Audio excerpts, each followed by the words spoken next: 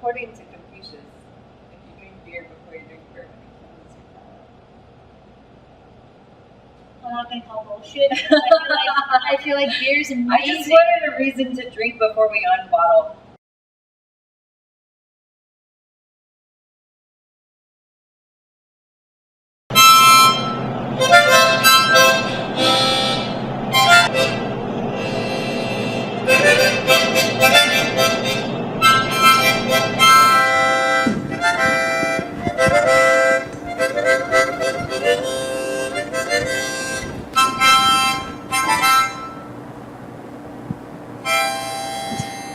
Did you know that was the best way to cleanse your palate before drinking bourbon? I didn't, but I Is that figured. like a reflex? Actually, Just wanna it's a drink my natural beer. instinct to have Just wanna bourbon drink in my it. beer. Welcome to our show, Broads of Bourbon. Delilah and I here. Delilah and the Mary, talking about Jefferson's Reserve. It's the Pritchard Farm aged Cabernet Sauvignon. And this is actually Trey's brainchild, the owner of Jefferson's Reserve. And he does a lot with the nature versus nurture. Where he goes in, takes something that's perfectly beautiful on its own, and adds a little something to it. Kind of like in Good Will Hunting when Matt Damon's the custodian doing all these crazy math equations on the wall. You know he's smart, but then it takes someone else to make him genius. Right.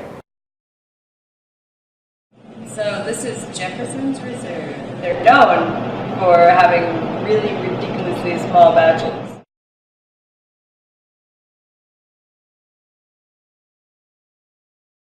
And that's what Trey does.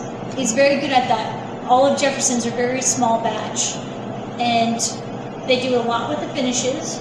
They do great with the aging process. When it comes to these new eccentric tastes, these appeal to a broader audience of people that say don't like bourbon per se, but want to try it. So they age it with a great winery out of Napa, and you get this bad boy.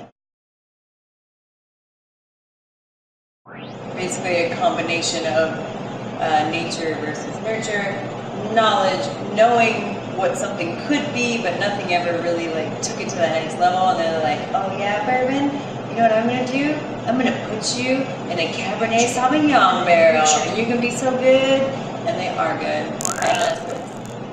It's a father and son operation. Clearly the father is the knowledge, the know-how, and the son is like, you know what, Papa?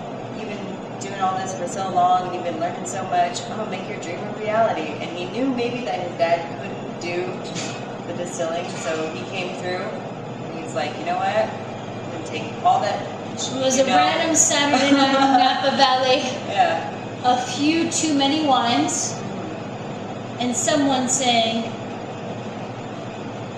I watch your bourbon babies. Yeah. And a bourbon baby was born. What's his name? Paired well with steak, pork, ketchup. Oh, especially ketchup. Yeah. Like you get ketchup in there, hands down, gonna win every time. Yeah. And ketchup is a show owner anytime. From what I've been told, it's gonna hit you like a bourbon, but it's gonna finish with a very like umami kind of sense, very well-rounded. It's gonna hit you on every just flavor profile that you could ever love. It's like a Cabbage Patch Kid. You get sweet, sour. And if you're consuming a Cabbage Patch Kid, then that's what you're thinking. You're thinking of all the Cabbage Patch Kids in a pot, stirred up as a soup, sweet, sour, savory, all the tastes on the tongue. Pairs well with Cabbage Patch children. Yes.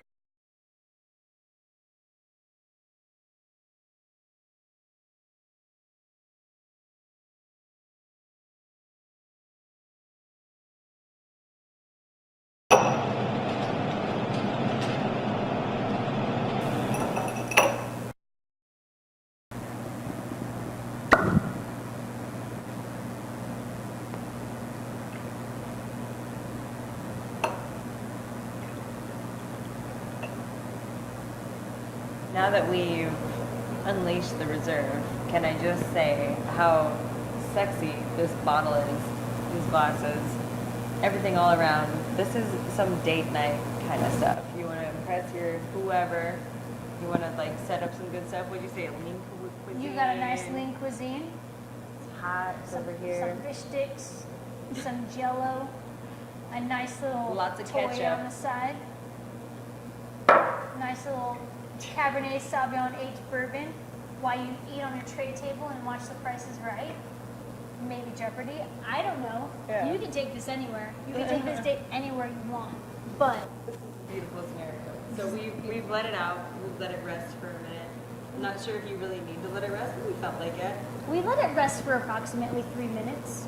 So all you bourbon connoisseurs out there that feel like we need to air it out, it's going to taste about as good as it's going to taste, regardless of the ice. Are you ready for this? I don't think you can handle this. This is probably going to be the Beyonce of bourbons right now. And I feel like Beyonce from Destiny's Child. Oh wow. Holy shit, that's good. I'm sorry. You're good. Fire it. Wow. I feel like Oh man.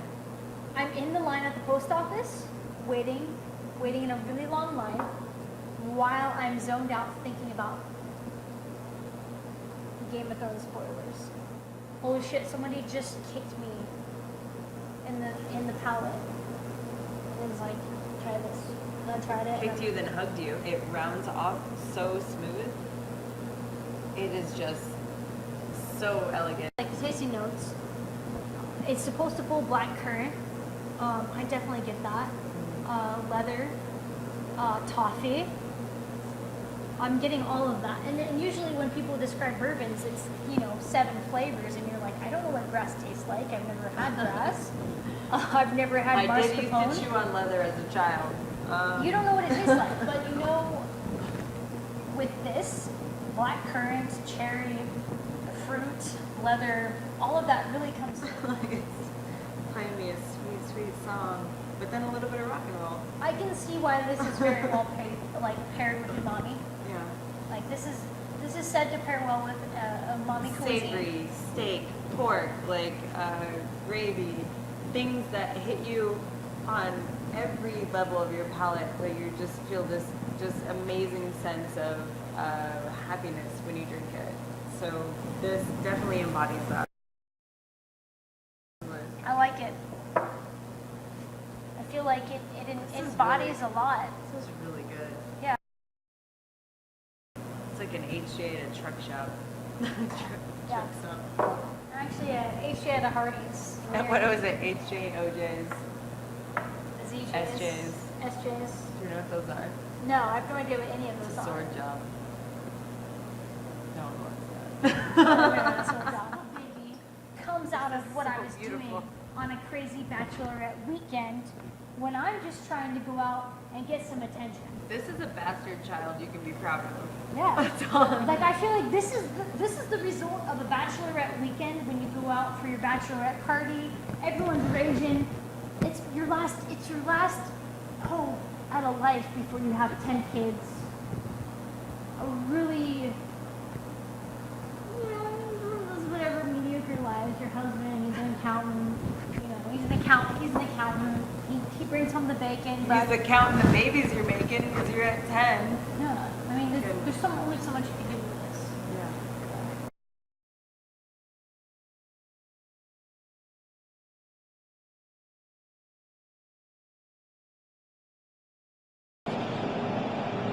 I'd give it tits. I think it's a pretty good, top of the tier rating. If you're gonna go for a bourbon and you want something with a little bit of a sweet finish to give you a little something extra, maybe you're someone that's not into the harshness of a bourbon, but you might like something with a bit of a sweet finish. This gives you that. Have I ever tasted a bourbon that gave me this sensation? I will never disparage things I've tasted in the past. Hold on. No, I mean, you've had an eclectic, you've really had a taste for the finishes. Yes, for sure. Yeah. I'm very much You're a finisher. You're the finish. You're the finisher. You're like the Mortal Kombat Scorpion. Get over here, finish her. Rip your skull out. Yeah. I feel like that with you. I feel a little threatened. all the time, but I never say anything. But with this bourbon, I think they've got something good. It's a good price point. You can get a lot out of it. $70. This one specifically, limited edition.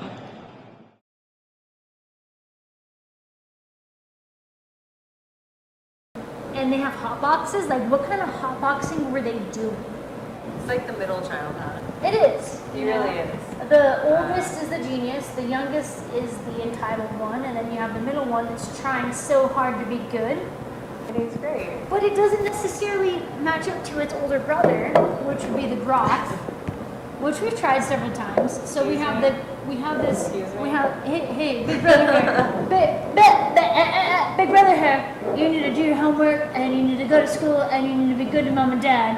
And this guy is like this asshole that sells meth on the side, telling his little brother that, like, hey, don't sell meth, don't do it, don't sell meth, but I do it. I make a lot of money doing it. I'm just kidding, guys. This is the older brother, the bossy older brother, that's telling the younger brother, hey, I made my mistakes. I've learned from my mistakes. I'm an amazing $100 at least $1 a bottle retail. I'm Groth. My name's Groth. And then my little brother here, Pritchard Farm. And I'm $70 bottle retail. But eventually, you know what? Maybe you'll be as cool as me. Because we're cool. We're cool, wine-aged. We're cool together. We're wine-aged. And the same conversation with my older sister. Yeah. I had with my four older sisters, like... Imagine having all of your favorite 8-year-olds in one barrel. And you can sip it down with a nice Chianti. I mean, you can sip it down with a nice Pritchard Farm. I think there's actually a Christmas pack that comes with a lotion. Does my C-section scar showing? Just kidding. I've never had a kid. I just got a C-section. I don't have kids. I just got a C-section for fun.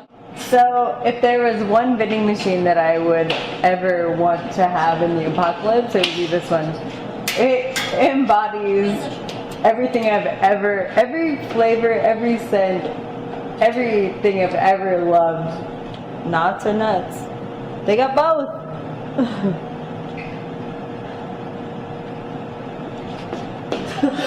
You know what Cool Ranch Doritos are, but you don't know who Beyonce is.